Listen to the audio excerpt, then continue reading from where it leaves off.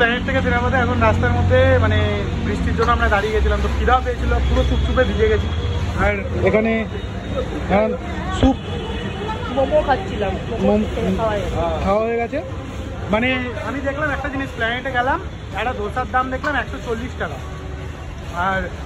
আর কি ছোলে বাটুরে দেখলাম হচ্ছে 160 টাকা প্লেট, আর চায়ের দাম 35 টাকা। চায়ের দাম 35 টাকা। তো একটা দু কাপ চা খেয়েছি 70 টাকা দিয়ে, মানে সোনা খেয়ে নিয়েছি বলতে পারো হিসাবে।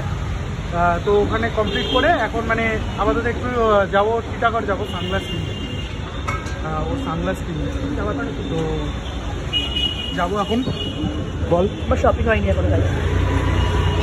আর এখানে আর মেনলি হচ্ছে এখানে হচ্ছে আমরা আসলাম 130 টাকা হচ্ছে খুব সুন্দর চিলি চিকেন ফ্রাইড রাইস। ওই চিলি চিকেন ফ্রাইড রাইস চলে এসছে আমাদের, আর মোমোটা সত্যি খুব ভালো খেতে ছিল।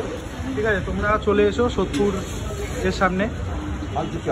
হ্যাঁ, ফালতু চায়ের দোকান। ঠিক আছে, তো সোদপুরে তোমরা যদি ডানলপের দিকে যেতে যাও তোমার ডান হাতে পড়বে দোকানটা, আর যদি তোমরা সোদপুর থেকে ব্যারাকপুরের দিকে যেতে চাও তাহলে তোমাদের বাঁ হাতে দোকানটা পড়বে। আর পাঞ্জাবি রেস্টুরেন্টটা আছে ওই যে পাঞ্জাবি রেস্টুরেন্টের ঠিক উল্টো দিকে। হ্যাঁ,